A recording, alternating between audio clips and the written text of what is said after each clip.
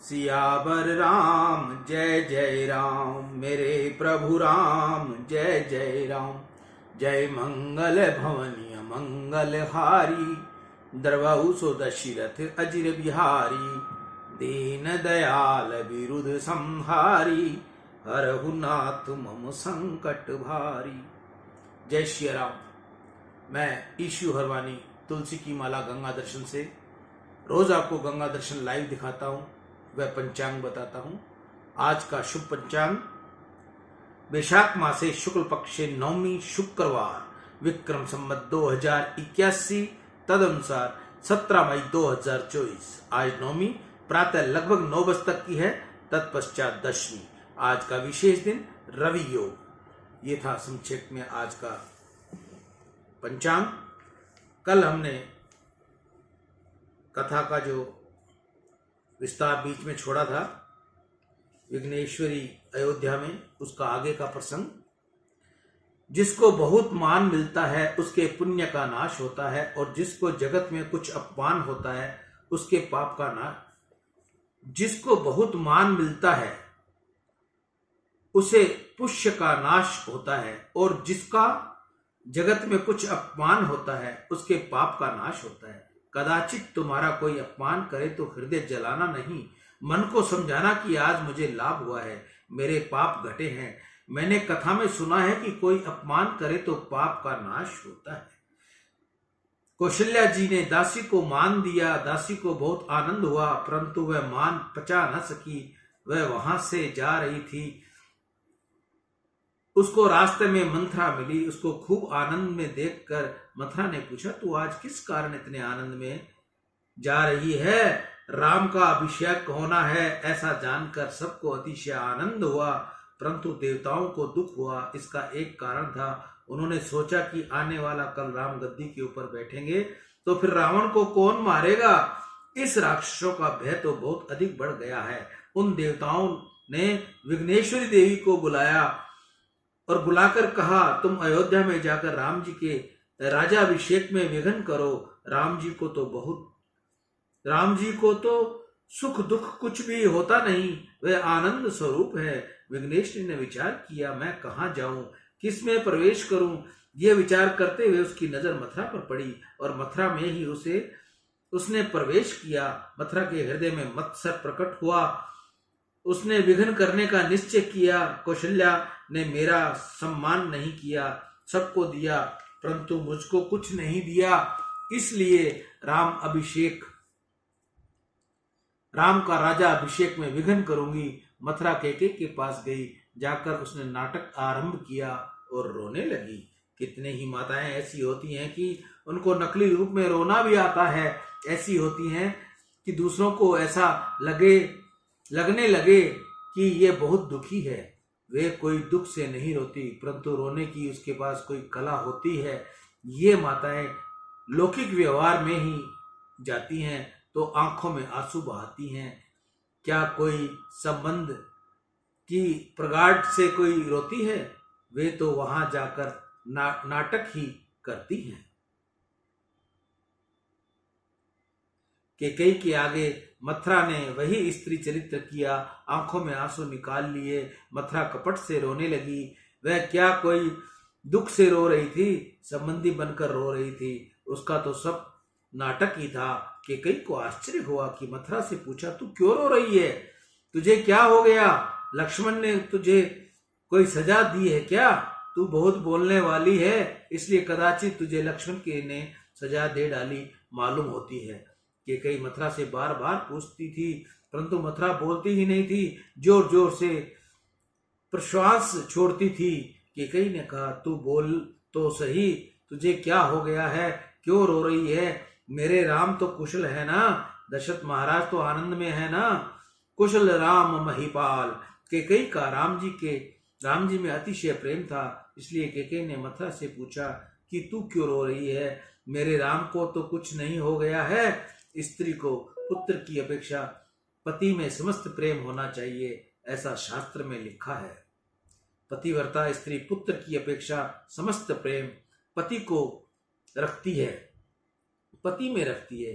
कैकेयी पहले तो दशरथ महाराज की कुशल पूछती है, राम जी की कुशल पूछती है। दशरथ महाराज की वृद्ध अवस्था थी, कदाचित कुछ हो तो महाराज दशरथ को नहीं, ऐसा संभव था। राम जी को क्या होना था, परंतु कैकेयी का राम जी में इतना प्रेम था कि पति की कुशलता न पूछकर पुत्र की कुशलता पहले पूछी। मथुरा ने कहा, राम जी की तो कुशल ही कुशल है, राम का तो कल राजाभिषेक होने वाला है। राम का राजाभिषेक होना है सुनकर कैकेयी को बहुत आनंद हुआ। कैकेयी के गले में चंद्रहार था, उसको उतारकर कैकेयी ने मथुरा को दिया और कहा, मेरे राम का राजा अभिषेक होने वाला है मथुरा, आज तो मैं तुझे चंद्रहार देती हूं, परंतु कल जो तू मांगेगी वही दूंगी। मथुरा, तू मेरे पास से अति प्रिय वस्तु प्राप्त करने योग्य है। मेरे लिए तो राम जी के राजा अभिषेक के समाचार से बढ़कर प्रिय और अमृत समान दूसरा कोई वचन ही नहीं। ऐसी परम प्रिय वार्ता सुने मुझसे कही है, तूने ऐसी प्रिय समाचार कहा है, इसलिए तेरी इच्छा में आवे वह मांग ले, मैं तुझको अवश्य दूंगी। मथुरा, मैंने तो अनेक बार परीक्षा की है, राम का मेरे ऊपर कौशल्या की अपेक्षा भी अधिक प्रेम है। कौशल्याम माम समम पश्यन् सदा शुशुक्षते ही माम। राम मेरा कहा करता है, मैं तो विधाता से प्रार्थना करती हूं कि दूसरे जन्म में राम मेरी कोख से पुत्र होकर आए। जो विधि जन्म देहि करि छोहु, होहि राम सिय पूत पतोहु। प्राण ते अधिक राम प्रिय मोरे, तिनके तिलक क्षोभु कस तोरे। राम मुझको प्राणों से भी अधिक प्रिय है, परंतु यह तो कह कि राम के तिलक से तुझे क्यों इतना दुख हो रहा है। मथुरा ने बार बार वही नाटक चालू रखा। कैकेयी का दिया हुआ सुंदर चंद्रहार फेंक दिया, एकदम मूर्छा सी आ गई हो ऐसा ढोंग करके वह गिर पड़ी। मथुरा भूमि के ऊपर पड़ी। तब कैकेयी को बहुत आश्चर्य होने लगा। कैकेयी को ठीक लगा नहीं, वह विचार करने लगी, मैंने प्रेम से चंद्रहार दिया और इसने फेंक दिया है, परंतु इसको ऐसा क्या दुख है, मूर्छा क्यों आई है। मूर्छा में पड़ी मथुरा बोली, राम राजा हो अथवा भरत राजा हो, मेरा तो कोई स्वार्थ नहीं। मैं कुछ दासी से रानी तो होने की नहीं, परंतु मेरा यह स्वभाव है बहुत खराब है। तुम्हारा अकल्याण मुझसे सहन होता नहीं। राम का राजा अभिषेक होना है, यह सुनकर ही तुमको इतना दुख है, परंतु मुझको तो बहुत दुख होता है। परंतु अब मैं नहीं बोलूंगी। अब मैं बोलूंगी तो तुमको ऐसा लगेगा कि तुम्हारे घर में कुछ कलह जगाने आई हूं। मुझे कलह जगाने से क्या लाभ। राम राजा हो अथवा भरत राजा हो, मुझे कोई स्वार्थ नहीं। अब मैं किसी दिन भी तुम्हारे आगे नहीं बोलूंगी। मथुरा ने कैकेयी के मन के ऊपर ऐसी छाप डाली कि मुझे कोई स्वार्थ नहीं, मुझसे तो तुम्हारा बिगड़ा हुआ काम अथवा तुम्हारा दुख देखा जाता ही नहीं, इसलिए तुमसे कहने आई थी। परंतु कोई बात नहीं, तुमको तो राज अभिषेक होना है, ऐसा सुनकर ही अधिक आनंद होता है। तो ठीक है, मुझे ठीक लगे या न लगे, मुझे कुछ बोलना ही नहीं। मूर्छा में पड़ी पड़ी मथुरा बड़बड़ाती थी। मथुरा कैकेयी उसे सुनती थी। कैकेयी ने विचार किया कि यह जो बोल रही है वह कुछ बुरी बात भी नहीं है। राम राजा हो अथवा भरत राजा हो, इसका क्या स्वार्थ। इससे मेरे साथ इसका बहुत लगाव है, इस कारण से यह कुछ खास बात कहने मेरे पास आई है। चंद्रहार फेंक दिया, यह मेरी समझ में नहीं आया, परंतु अब इसका तिरस्कार न करके इससे प्रेम से मनाऊंगी। कैकेयी मथुरा के पास बैठ गई और उसकी पीठ पर हाथ फेरने लगी। मथुरा का स्पर्श करके कैकेयी की बुद्धि बिगड़ गई। अति कामी का, अति पापी का स्पर्श करना नहीं। स्पर्श करने से उसके परमाणु अपने में आ जाते हैं। स्पर्श से अनेक दोष उत्पन्न होते हैं। बिना कारण किसी को भी स्पर्श न करो। किसी को छूना नहीं, किसी को न छूना। ऐसा जो स्पर्श मीमांसा से श्री ऋषियों ने की है, वह बहुत समझकर की है। इसमें किसी जीव का तिरस्कार नहीं किया गया है। आत्मा तो शुद्ध है, परंतु सबका शरीर शुद्ध नहीं। कदाचित स्थूल शरीर भले ही ठीक हो, परंतु सूक्ष्म शरीर बिगड़ा हुआ हो तो वह दूसरे को बिगाड़ देता है। जिसका चरित्र अति शुद्ध न हो, उसके हाथ का पानी भी पीना उचित नहीं है। केकई ने मथुरा का स्पर्श नहीं किया था, तब तक केकई की बुद्धि नहीं बिगड़ी थी, परंतु जहां मथुरा का स्पर्श किया कि बुद्धि बिगड़ गई। केकई मथुरा को मनाने लगी, तू ठीक कह रही है, तुझे क्यों इतना अधिक दुख हो रहा है? तू मुझको बहुत अच्छी लगती है, तूने मेरी बहुत सेवा की है। मथुरा ने कहा, मैंने तुम्हारा इतना खाया है कि तुम्हारे कपड़े मैंने पहने हैं। केकई मथुरा को पियर से लेकर आई थी। मथुरा का जन्म अयोध्या में नहीं हुआ था। जिसका जन्म अयोध्या में होता है, उसके हृदय में कली का प्रवेश नहीं होता। मथुरा केकई देश की थी। केकई जिस समय पियर में अयोध्या जाने लगी, उस समय उसके पिता ने उनसे पूछा कि मैं तुझे क्या दूं। उस समय केकई ने कहा, मैं तो अयोध्या की रानी होकर जा रही हूँ, वहां सब कुछ है, मुझे किसी की जरूरत नहीं, परंतु ये मथुरा मुझको बहुत अच्छी लगती है। इसलिए केकई पियर से मथुरा को लेकर आई थी। केकई जिस समय मथुरा को मनाकर पूछने लगी, उस समय मथुरा ने कहा, तुम्हारा बिगड़े यह मुझसे देखा नहीं जाता, परंतु मुझको बोलने में भय लगता है। केकई ने कहा, तू जो कहेगी वह करने को मैं तैयार हूँ। तेरे मन में जो है उसे ठीक ठीक कह दे। मुझको तो ऐसा लगता है कि मेरा राम मेरी बहुत सेवा करता है। मथुरा ने कहा, वह दिन अब चले गए। राम को आज तक स्वार्थ था कि और इसी से वह तुम्हारी सेवा करता था। राजा होने के बाद राम पहले जैसे रहेंगे नहीं। कमल पानी में उत्पन्न होता है, कमल की पुष्टि देने वाले सूर्य नारायण हैं।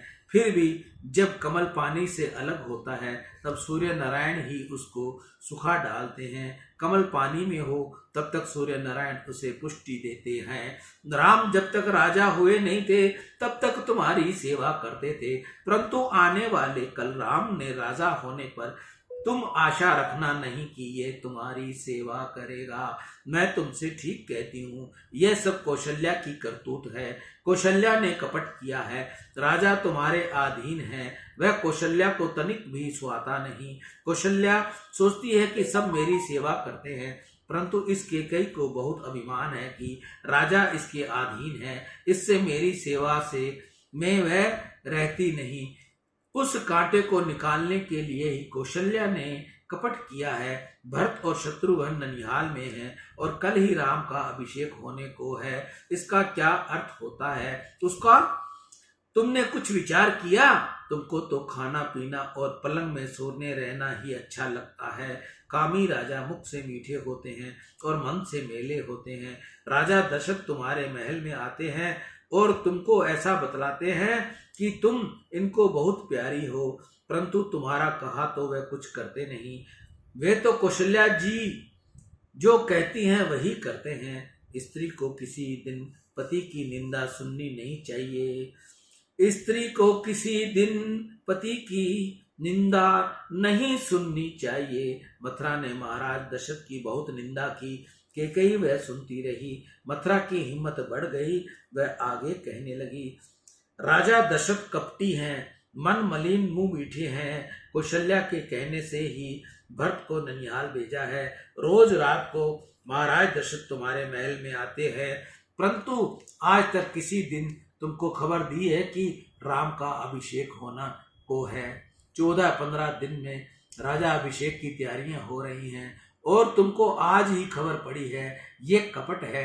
मैं जानती हूँ सूर्यवंश की यह रीति है कि बड़ा पुत्र ही राजा हो, परंतु मैंने जो एक बात सुनी है उसके सुनने के पीछे जो तुमको रात्रि में निंद्रा आती नहीं, दिन को भूख लगती नहीं, तुझको बहुत घबराहट होती है। केकई को मथुरा में विश्वास हुआ। उसने पूछा, तूने क्या सुना है? मथुरा ने कहा, मैंने ऐसा सुना है कि कल रामा कल राम के राजा होने पर भरत कैद में होंगे, लक्ष्मण उनके खास मंत्री होंगे। भरत को जानबूझकर कौशल्या ने ननिहाल भेजा है, घर के पुत्र घर में नहीं है, और फिर राजा अभिषेक की इतनी शीघ्रता करने की क्या जरूरत है? कौशल्या को तुम्हारे प्रति बहुत मत्सर है।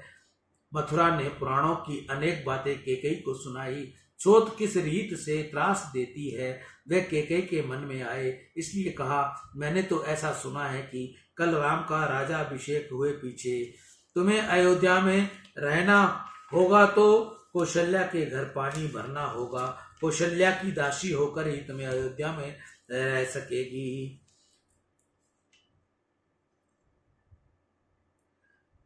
तुमको तो कोई स्वार्थ नहीं, यह तो तुम्हारा बिगड़ा है, यह तो तुम्हारा बिगड़ता है, वह मुझसे देखा नहीं जाता, इसी से कहने आई थी। राम कैसे सरल हैं, राम की माँ कैसी भोली है, वह तुम क्या जानो, ये तो कपट करने की बहुत होशियार है। मथुरा के वचन सुनकर कैकेयी बहुत घबरा गई, शरीर में पसीना निकलने आया, भविष्य अंधकार में दिखाई देने लगा। कैकेयी ने मथुरा से कहा, मैं क्या करूं, मुझको 3 दिन से खराब सपने आ रहे हैं, मैं घबरा रही हूँ, ये सपन विधवा होने के चिन्ह रूप हैं। ऐसी कैकेयी समझती नहीं थी। कैकेयी विचारने लगी, मेरे भरत को तो इतना अधिक दुख सहना पड़ेगा। वह हताश हो गई, रोने लगी। तब मथुरा ने उसको समझाने लगी, तुम रोवो मत, अभी बाजी तुम्हारे हाथ में है, मैं जो कहूँ वह करना। कैकेयी ने कहा, मथुरा, मैं जानती नहीं थी कि तुम्हारी बुद्धि ऐसी है, तुम बहुत बुद्धिमान हो।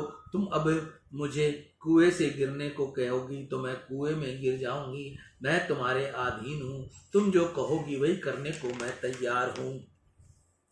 मथुरा को विश्वास हुआ और कैकेयी अब उसके अधीन हो गई थी। उसने कहा, तुम रो नहीं, प्रभु करेंगे तो तुम्हारे भाग्य का उदय होगा, ऐसा मुझको लगता है। जो कौशल्या ने तुम्हारे विरुद्ध कपट किया है, विधाता उसके ही प्रतिकूल होंगे, उसको ही रुलाएंगे।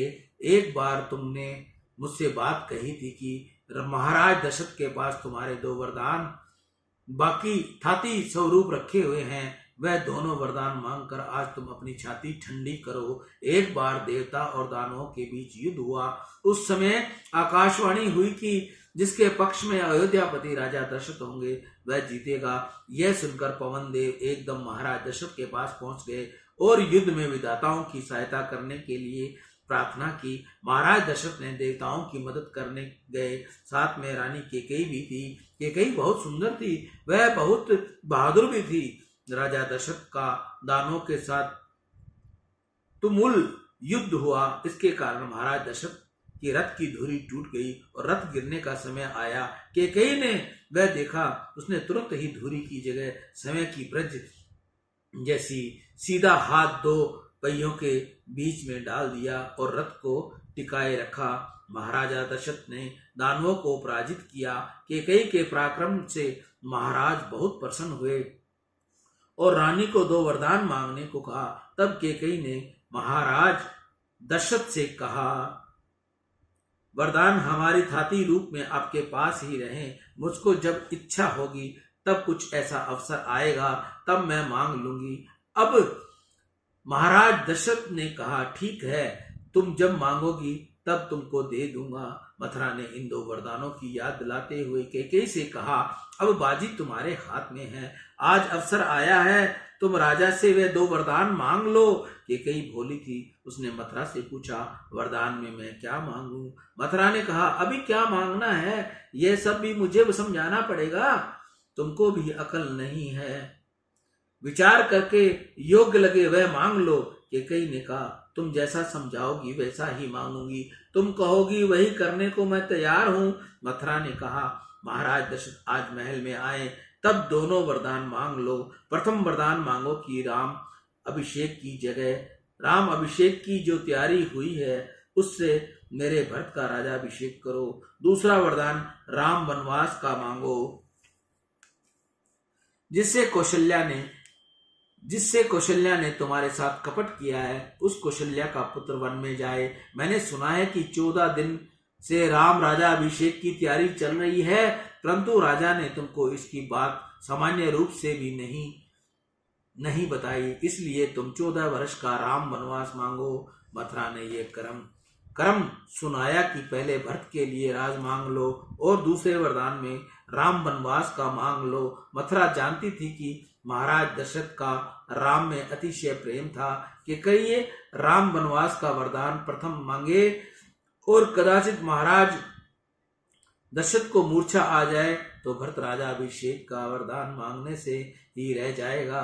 इससे मथुरा ने कैकेयी से कहा, पहले वरदान में भरत के लिए राज्य मांग लो और दूसरे वरदान में राम वनवास का मांगो। तुम्हारे भाग्य का उदय होने वाला है, तुम सुखी होंगी। मथुरा ने इस रीति से कैकेयी को बहुत शिक्षा दी। कैकेयी ने कहा, अब राजा के घर आने पर ये 2 वरदान मैं मांगूंगी, उनको देने ही पड़ेंगे।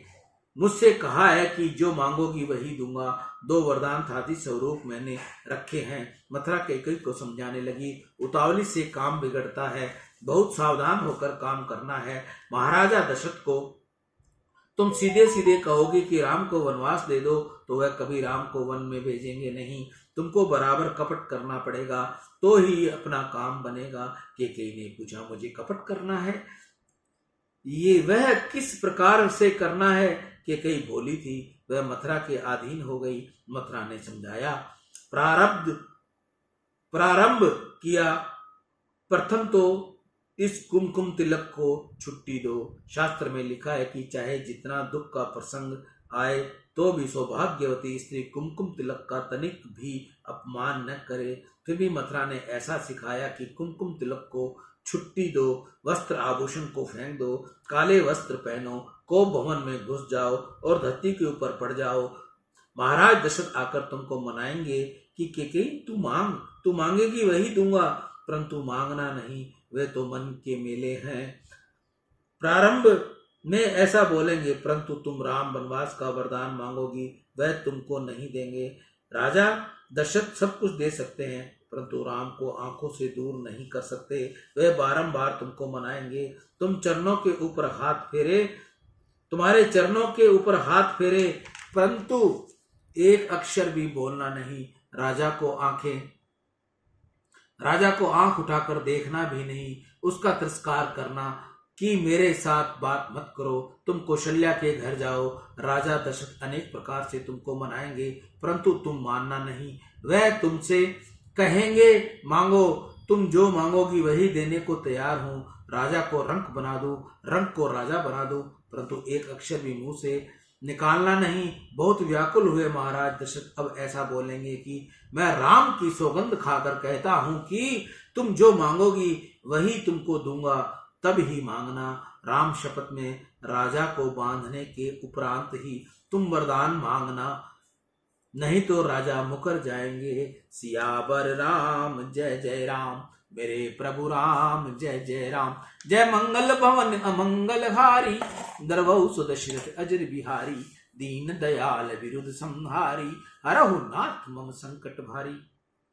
विघ्नेश्वरी अयोध्या में कथा का एक बार पुनर्विश्राम हम यहाँ दे रहे हैं। कल इसकी आगे की कथा सुनाएंगे। मैं ईशु हरवानी तुलसी की माला गंगा दर्शन से रोज आपको गंगा दर्शन दिखाता हूं। जिस माता बहन को असली तुलसी की माला चाहिए वह मेरे नंबर से मुझसे संपर्क करे। मैं ऑनलाइन तुलसी की माला देने की व्यवस्था रखता हूं। जिस माता बहन के घर खुद के द्वारा सेवा की हुई तुलसी का अगर विसर्जन हो गया हो तो वो तुलसी बाहर न फेंके, उसकी डंडियां निकाले, वह हम तक भेजे। हम उससे आपको आपके द्वारा पाठ पूजा की हुई तुलसी की कंठी माला या पहनने की माला या जाप माला बना के देंगे। उससे आप सिमरन का भजन करो तो वो आपको अधिक पुण्य देगी। मैं ईशु हरवानी, हनुमानगढ़ टाउन, राजस्थान से। राम।